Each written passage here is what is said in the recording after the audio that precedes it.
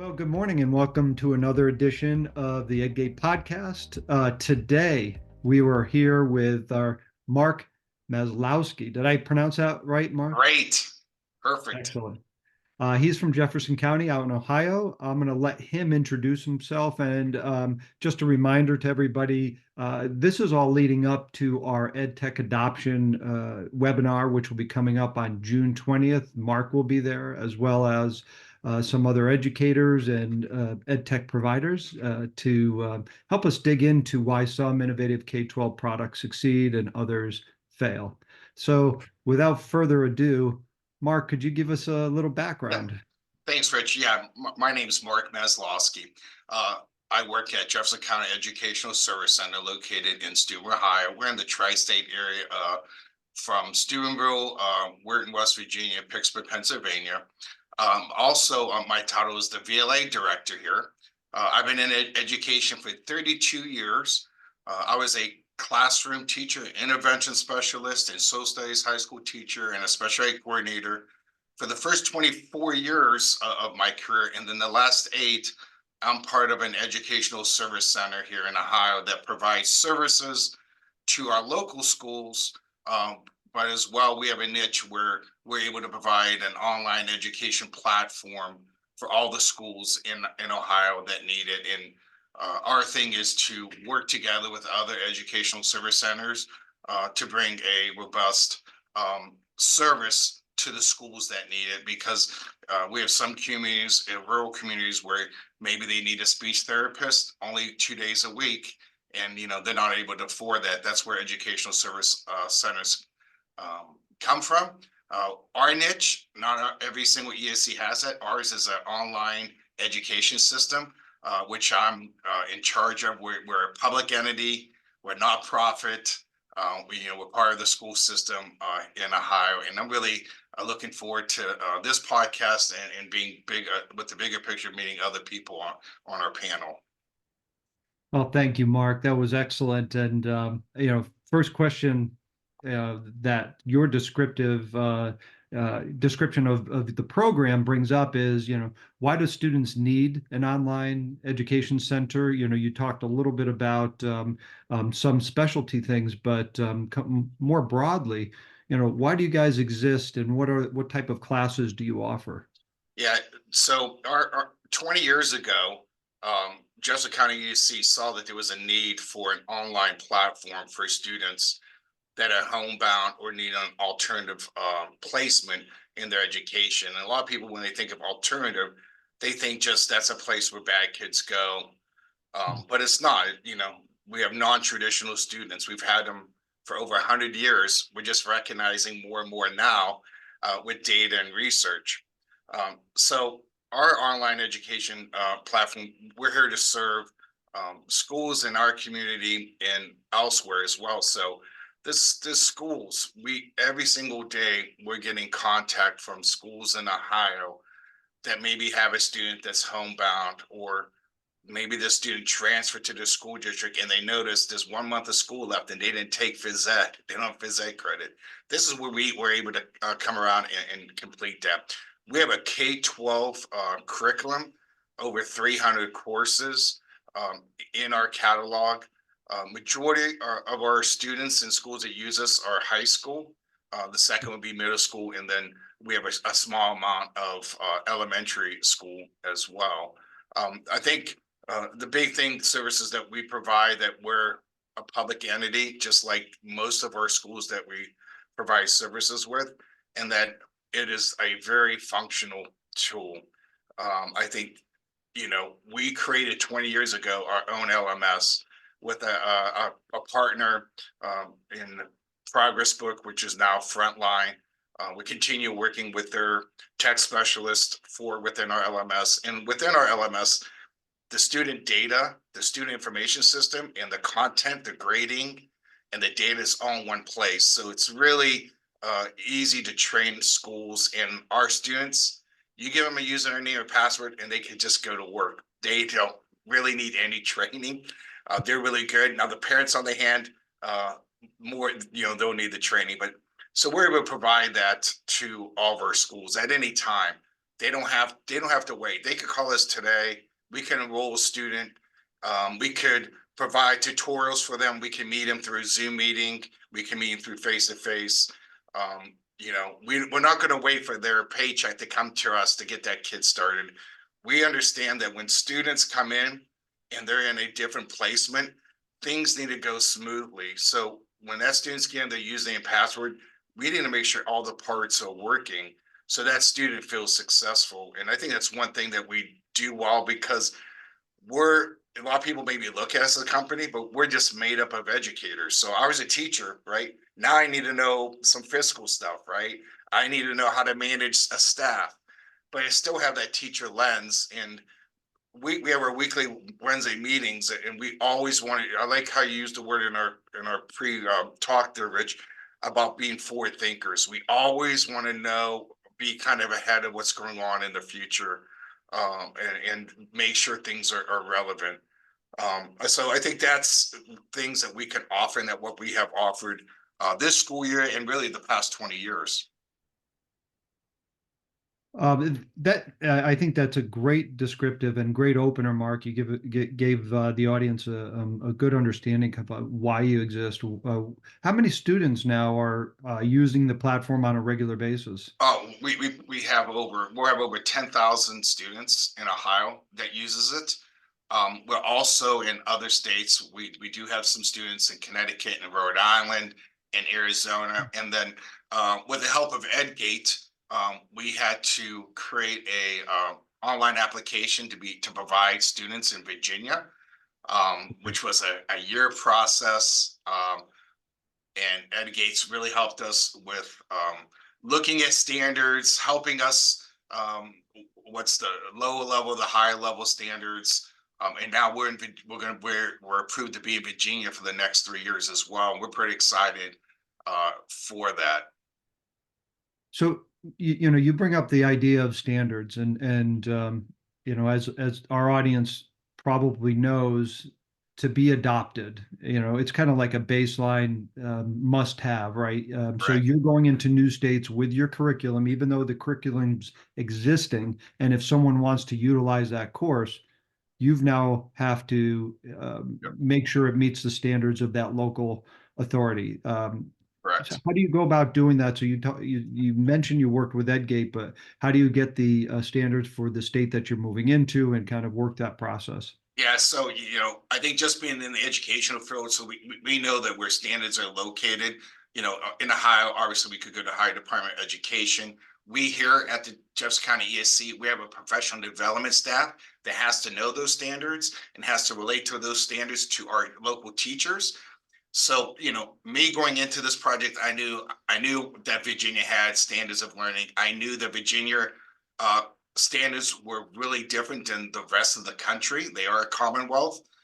So some of the things that they're learning in math and English might be at different levels. So you have to kind of do that crosswalk. So, that's what we did. So we had a partner with EdGate looking at our curriculum, and then we're looking at the standards of Virginia. And then I'm getting with our team, and our consultants are teachers in Ohio. They're not on staff. So when we need help, we'll purchase a service from a teacher in Ohio to help us. And then we're kind of looking at that, and then we're creating that curriculum based on that standard. And then what's nice is that when you have that third-party vendor that's able to look at it, like EdGate, they're able to let us know what we're missing there. And sometimes there's a gap there, right? With what's a certain standard. So they're able to let us know where that gap is, what we're missing, and then we could go back and fix that. And it was a long process. So, in Virginia, what I did is, okay, my superintendent and our CEO over ESC wanted us to get in Virginia. So when I'm looking there, I looked at incoming ninth graders for next school year, what they would need to have a common diploma. And we looked at the courses that they need, and I'm like thinking, let's just tackle those courses. So there's like 28 courses. And I know you just heard me, I said 250, but we're a small entity, right? So let's just concentrate on those 28 courses. And we're able to do it within a year, which I'm pretty proud of. but it was a long process because as an example, in Virginia, in biology, they're really big on watersheds in Virginia. Well, in Ohio, I never really understood what watersheds are. So we're working with our biology teachers, figuring out what watersheds are. They're all big on their regions and social studies. And then really in American history, a lot of the American history is based in Virginia as well. So, I think Virginia standards was a challenge for us compared to other states. But, we rely on partnerships. And I think having a partner like with EdGate, we are partners with Middle States Association accreditation.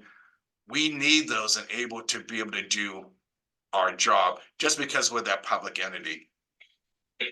So I want to dig into the tech part of that a little bit. One of the things that we've heard at the folks at EdGate have heard is that the gap analysis is actually one of the most powerful tools that is offered through the Exact platform, because it does exactly what you said, is kind of be able to crosswalk and see what's missing from a piece of curriculum, so Yep. you can become adopted. And from your usage, did you find that sped up the process? Uh, Um, we could not do, we couldn't do it if we didn't have that gap analysis or the exact product. Because first thing that we were able to do is, okay, let me give you the 28 courses right now.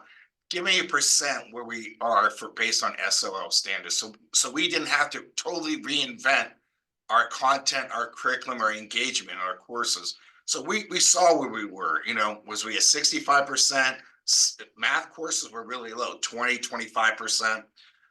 Some of the histories and sciences were 80-85%. So being able to see that gap is, okay, now we kind of can know which direction we need to go into. And the biggest thing is having flow. So when you're doing curriculum and content and standards, you want to make sure that there's a flow from the beginning of the school year to the end of the school year, and making sure that everything relates to one another. And we were able to do that. We There's no possible way we could have done that ourselves without that, without being able to get on the Exact and being able to run those reports, get that gap analysis. I worked with a great lady, Naomi. She has been a blessing to us and to our students, and because it helped benefit us of seeing where those gaps were. And right now, Virginia threw us in a loophole because they have new standards for English that literally came out in March. So everything that we already got approved, we got to get we have to get it looked at. So the Exact helped us. So right now we're only short 1 or 2 standards for the new standards that's in Virginia right now, which is great. So we worked on it all week. It didn't take us long. It would have took us a month just to do those standards prior, but having all that knowledge, having that platform, it really helps us. I want to dispel what I think is a rumor going across education, and that's some people are fearful of the use of AI, Yes. and um, most people probably don't even know that Exact actually has been using AI and machine learning for 4 to 5 years now, and doing some of the processes. It's overlaid on top of the taxonomy so that we can speed up the process of crosswalking and Yep. aligning. So, things are done as quickly as possible, because speed does matter, right? But also precision matters. So it's getting that balance. To you, does it matter that it's using the technology, or is there any downside to that?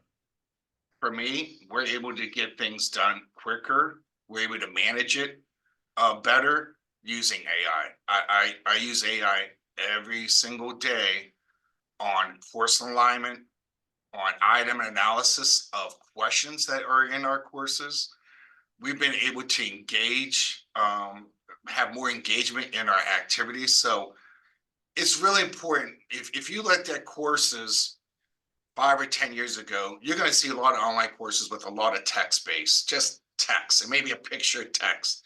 You know, our staff, even me, I had no idea what coding was till about 2 years ago. And I have two people on staff that we use Dreamweaver. We're able to provide code. We're able to create these unbelievable neat engagements for these students to go in and manipulate their content so it's more real to them. So they're part of that learning process. It could be clicking on something and something opening up with a definition. Then the kids have to type a term to see if they have it correct or not. But it's not, there's no assessment base. So it's just the learning process, right? And then we have the assessment part where we are going to grade and score, but we're able to give those kids a lot more real life scenarios. One thing I like to do with AI, and we have interns in the summer, education interns, which is great because these guys are young. They see our course like, oh, that image is old. We need to do something different. But I have them going in, let's create some scenario situations for our kids that are real life, right? For us and our staff to create these scenarios on our own, say I'm going to create 10 scenario questions, all right, on a financial math unit on the differences between savings and checkings account. It could take me a whole day to do that. I could ask certain prompts in an AI product and get that very quickly. Now we know we just don't take its word. We look at it, we dissect the output it gives us, but the prompting is the most important thing when you're working with AI. It gives you it gives you a quick response. You're able to read that response. You're able to show other people, get other people's eyes on it, and the work is a lot quicker. And Rich, just to let you know, we work with schools. We talk to every school that we have a point of contact that school that we talk to on a weekly basis. Some schools are embracing AI, some schools are not because they want to make sure the students are authentic. But it's really helped us to do our job in a positive way. I'm not nervous about it at all because we could create questions and activities for kids to show how they can be authentic in their learning as well. So I think that's going to be important of staying ahead of the game. Wow. And Rich, cut me off because I don't know if everybody told you I love talking. So my background, my mom was a Head Start administrator. My dad was a teacher. I have a twin brother who's a teacher. His wife's a teacher. My wife's a teacher. So we're used to talking a lot. That's terrific. It's a whole family full of educators, and I hear your at least one of your daughters or two of your daughters are going into education too, right? Yes, correct.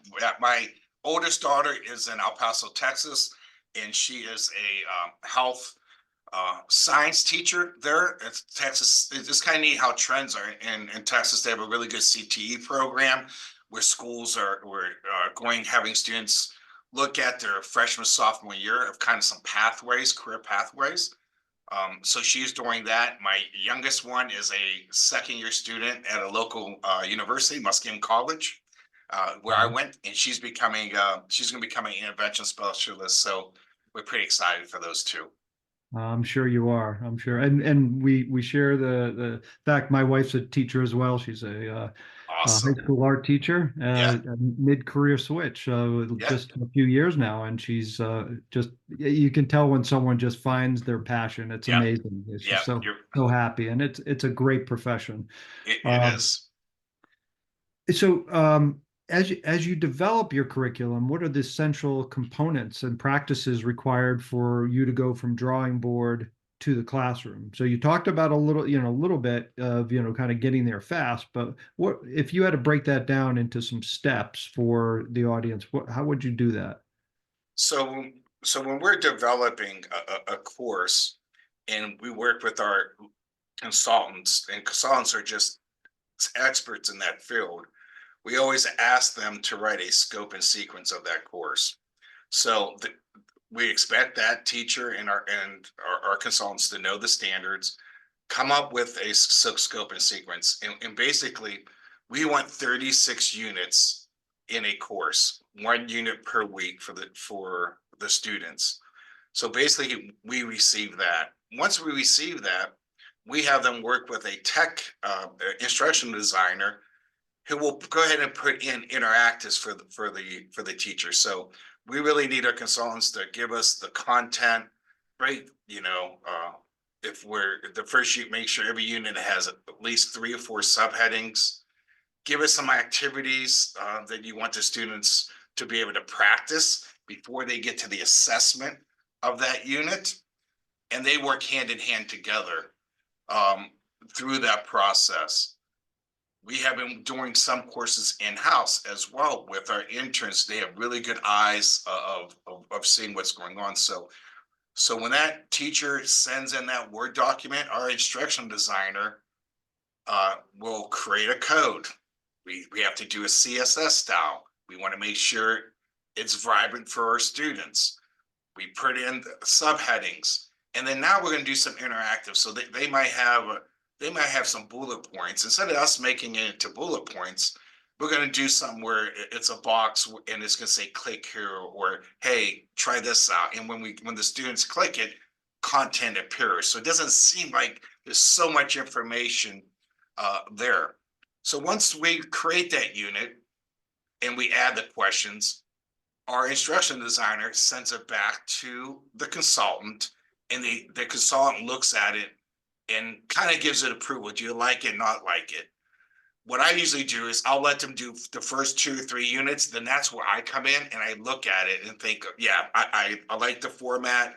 I think we need an activity here and here. Basically, what we want to do is we want to make sure we have a big unit title, something that stands out for the students. It could be a video, it could be a cartoon caption, something that's going to catch their eye. And then we want subheadings, and where there's a heading, and then we have a text, we have an image, and then we have something called let's practice activity. Once we have those together and we move on, so that process is going on. And to create a course, some courses take a month, some courses take 6 months. Depends on what field and what consultants we have. Once we create that, we have a alternative school, which is called a Quest Center. We usually let some of those students try some of those courses out for us. And they buy in because they feel like they have some input. I like this, I don't like this. We're asking them, look at unit 1. What do you think about the video? Oh, that was old.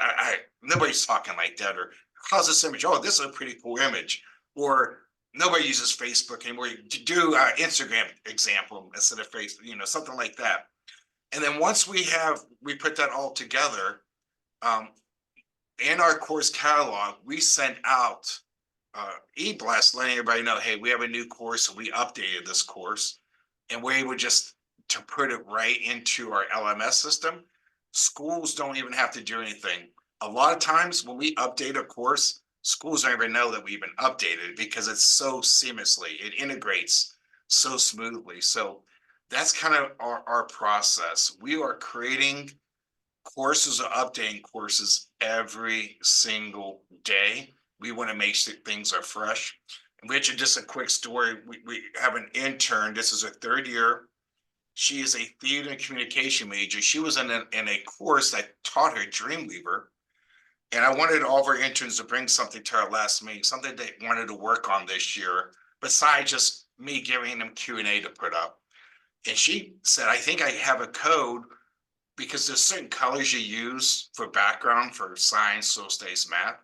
She was able to create a code and create activities where we could just send her Word documents, just text, and she could upload that with images and videos. I mean, it's pretty impressive, and she has used AI, but it's really good. So now she's able to do that. We can keep eyes on it and kind of move forward.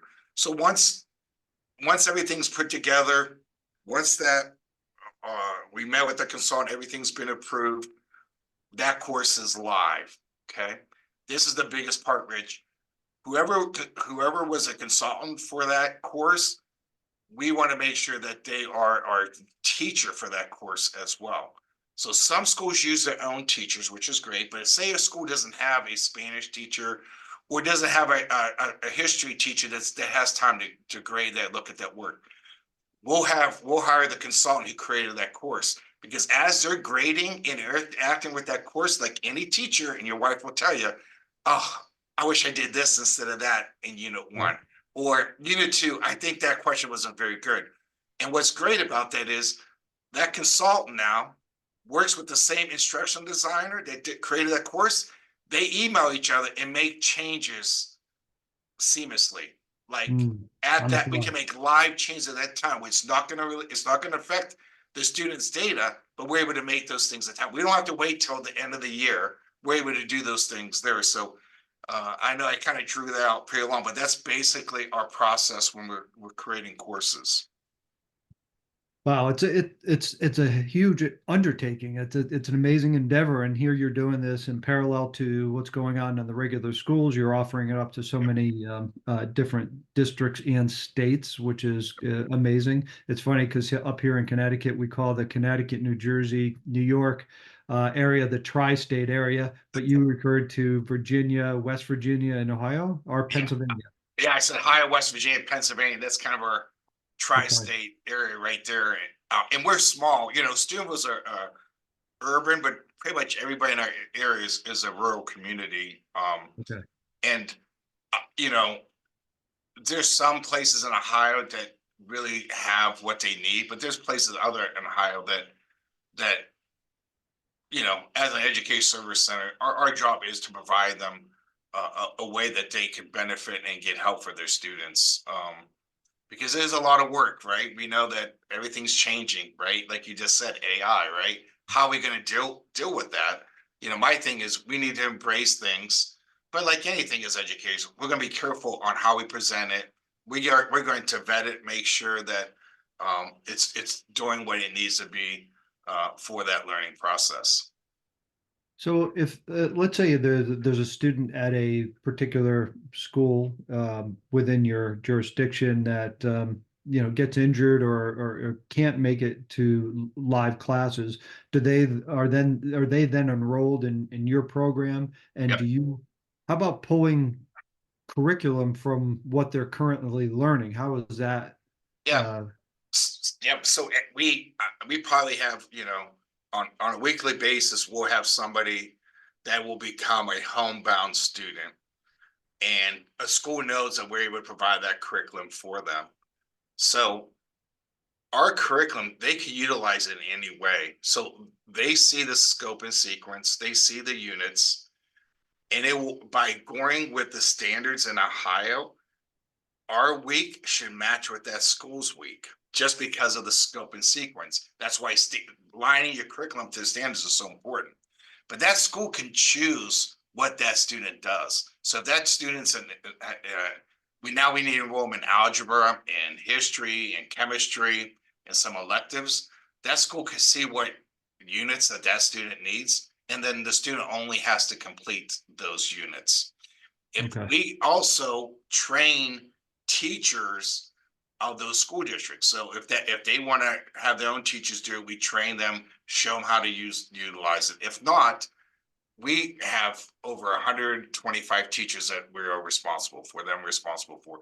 So our teachers know how to engage that student, how to send them daily messages, how to provide intervention for the student. So that's, I think, something that we do really well. A school will call us that we never talked before. Like, so I'll get a phone call and somebody will say, Mark Masloski from Steubenville City Schools. I'm like, oh, hey, Mark, what's going on?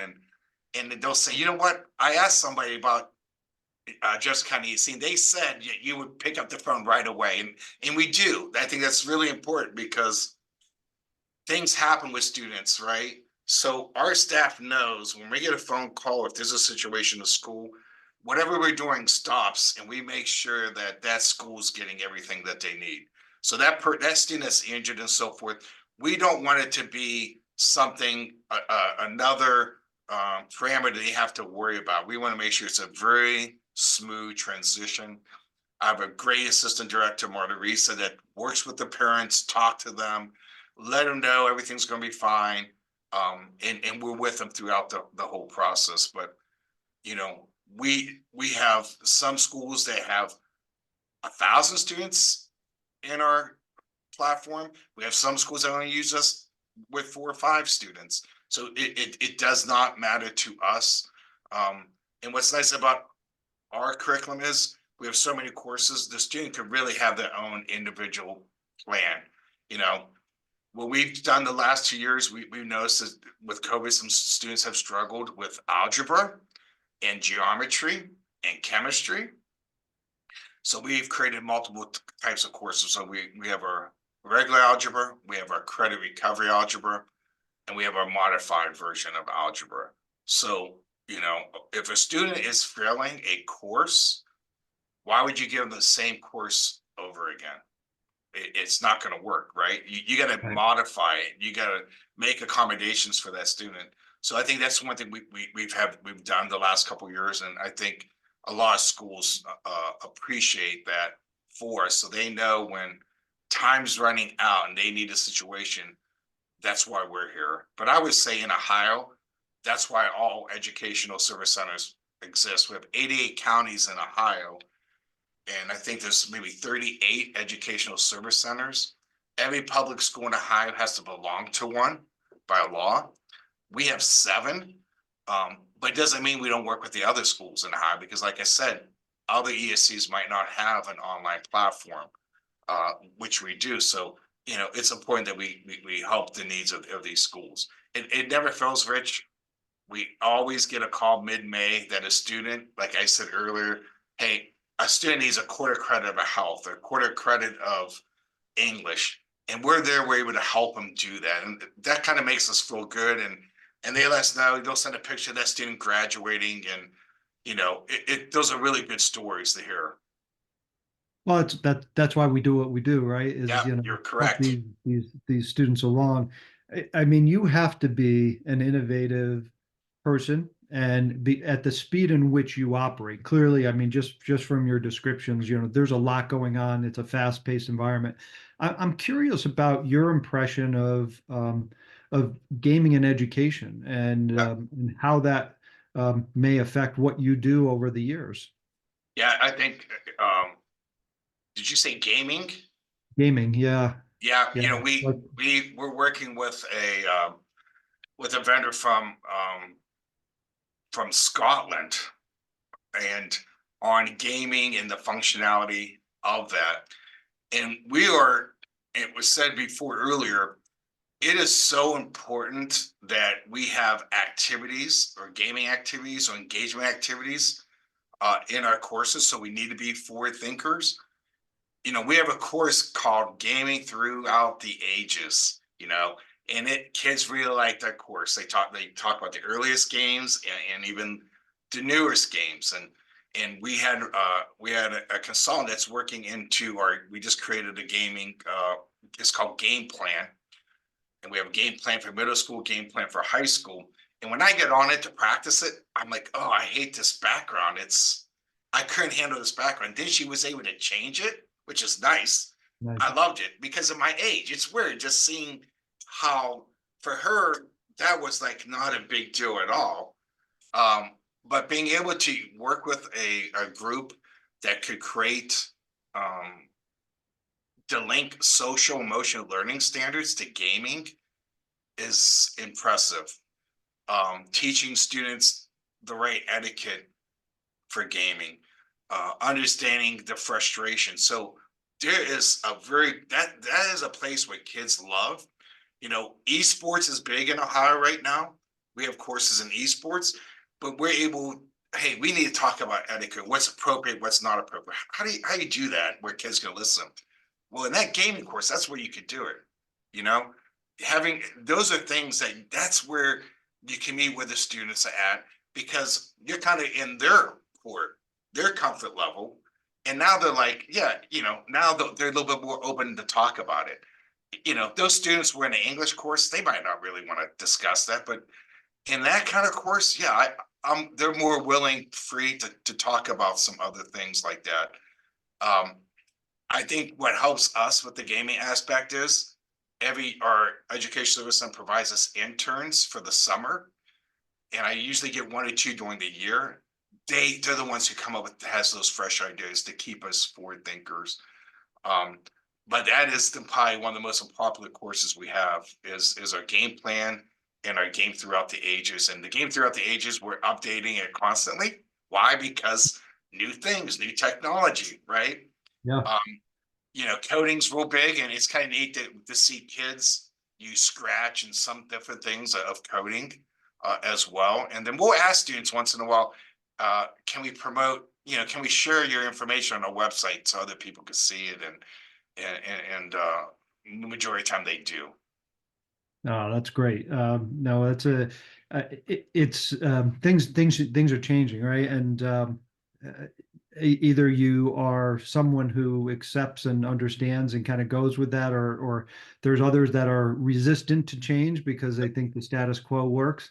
I think clearly you fit into that first category. So if you're going to talk to an audience about the pace of change, what would you say to them in terms of what's happening in education today, Mark? Yeah, I just think that structure is still important in education, but structure could look totally different. Structure doesn't have to be 5 rows of seats, students making sure they have a book out, pencil. It doesn't have to be that way. Structure could look chaotic. Structure could look with teams working together. It could look like, okay, I don't want kids on the computer. It's it's the strategies you use in the classroom for those students on how to use technology. So a lot of people think it's really fast paced. It's not. It's buy-in. It's having empathy. And I always tell this to some of our staff that works with some kids that are struggling. You have to have empathy. And if you don't have empathy, fake it. You right? You gotta buy in, and then other people will buy in as well. It's not real difficult. Once teachers get over that huddle of using a Google Classroom or creating assignment online, they realize how valuable that tool is. They realize, wow, I have all this paper pencil worksheets. I could download it now to PDF, and I don't have to make copies. I could just send it to a student. I think they realize it could be that easy, right? So, I think us as a staff, when we go into these schools, I could see staff's faces of who got buy-in and who doesn't.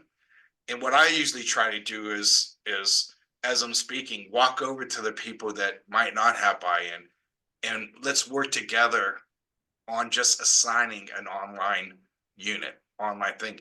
And they realize, wow, this isn't that hard, right? This isn't that tough. But I think schools are doing much better jobs now of supporting teachers, providing more professional development for them to be able to do this. I don't want to put it all on the teachers because they have a really, really hard job. But you have to understand what's going on in education today by listening to the podcast, making sure that you're doing your professional development, paying attention to your high department of education or your whatever state you're in. Read things, see what the trend's doing, right? Your school district will let you know, right? You, as a teacher, your wife knows. She knows when she did an effective lesson or not, or she knows that when something's rewarding for her, and right. So you kind of figure those kind of things out, what works, it doesn't work. So I would just say right now to students, parents, and teachers and adults is just try it. And once you try it, you're going to realize how much more time you're going to be able to spend on other things. What we try to do, our goal is, we have so many schools that have coaches and mentors that work with our kids. We want them just to spend time with those kids one-on-one in group work. We don't want them to have to invent content curriculum or anything like that. that just gives them more time to work with that student. So teachers, you don't have to spend time on finding a video on the Fed and anti-Fed. We have curriculum, just use our video. I tell the story when my last 4 or 5 years of teaching, I remember spending my whole planning period finding a 5-minute video, the difference between a Fed and anti-Fed. Was that good time spent? Probably not. I could have had students come in, I could work one-on-one with them. Now we people that utilize our content, we have worksheets, videos that you can just pop up and see. So when you look at their scope and sequence, you look at, oh wait, they're talking about pre-constitution. I bet you they have something on Federalist and anti-Federalist, and we do. So that saves people time. But I think is just the main thing is having a buy-in approach and having an attitude and trying it. And this is what I see with students and I saw this as an educator. If you're doing an assessment with 10 questions in it, and we know our top students are going to do fine, we know our lower students might not do too well. But if your first 2 questions are attainable for all students have buy-in, like, okay, I could do number 3 now. I could do number 4, right? So you have to start at an approach where it is attainable for everybody to feel comfortable with the technology, the content, so they have some buy-in going in. And I think that's really important. When you throw something at somebody that's never heard of it, or have never seen AI, all of a sudden they're overwhelmed. The anxiety's there, so now they're not able to think very well. So it's important that you start slow and build up. Well, it's clearly an empathetic approach, Mark, and I think a lot of people will appreciate the way you're going about, educating the educators and providing materials, freeing them up to do the best part of their job, which is actually teaching rather than developing curriculum all day long. In a rapidly and changing environment, and an environment in which it's fairly hostile for teachers and difficult. They're not the highest paid profession in the world, and they work very long hours. I know, I'm sure you do. I know what I see when I'm home. My wife, she's at it for 12, 14 hours a day usually. Yep. It's a tough gig. Yep. So, the more we can be supportive and the more we can utilize technology to do that, I think we're better off. I do want to remind everybody, June 20th, we have the podcast coming up. Look in the details below. Please sign up and register. You're going to get more of Mark. You're going to get Principal Michael Rubin of Uxbridge High School. We're going to bring aboard Dave Berg from Big Picture Learning, who's going to talk about their platform for internship management. And we have a special guest from Orgo Math, which is another great company that's leveraging the Exact platform to really speed the process of alignment for their curriculum as well. So, Mark, before we close it out, are there any last minute ideas or thoughts around this topic of smart ed tech and adoption that you want to cover? I would just say that, people that are listening to us, educators or non-educators, we want to be lifelong learners, right? It's amazing when I was an intervention specialist and associate teacher. When I came over to the ESC and been in charge of online curriculum, I am learning every single day. When I'm seeing the content and the questions, we're creating a conservation science course. We have an expert on staff. He's sending me stuff to check, and I'm thinking, well, conservation science started when Teddy Roosevelt was president. I mean, we're constantly learning and understanding things, and I just think that we need to have the approach that everyone can learn. Everybody learns at a different pace, And it's our jobs as educators to engage them to learn the best that they can, and to realize everybody else that teaching is a very hard profession, very time consuming profession, and teachers deserve unbelievable support from your community. Last thing I would say is the schools that are successful around the United States, if you look at them, they have great community support. And I think that's where you have buy-in from the superintendent's office, your support staff, your teachers, and your students and your community. And when the schools, the major part of your community, it could be public or private, you have a really good situation there. So I'm really looking forward to the panel. I'm really looking forward to hearing other people speak. I promise I won't be long-winded and take everybody's time away from, but I really appreciate Rich, you giving us our Educational Service Center a platform to come on and do this. EdGate has been a huge help and supportive of us, our endeavors going into the Commonwealth of Virginia. It's making us look at our content curriculum so much better, and it's just gonna get better from now till we keep on doing this great job we are doing with our students from not just Ohio but across the United States. Thank you for saying so, Mark. I love working with EdGate too. There's a lot of empathetic people over there. Yep. And clearly there's like-mindedness in what you do, and it's just been a pleasure. I could talk to you all day long, and don't worry about it.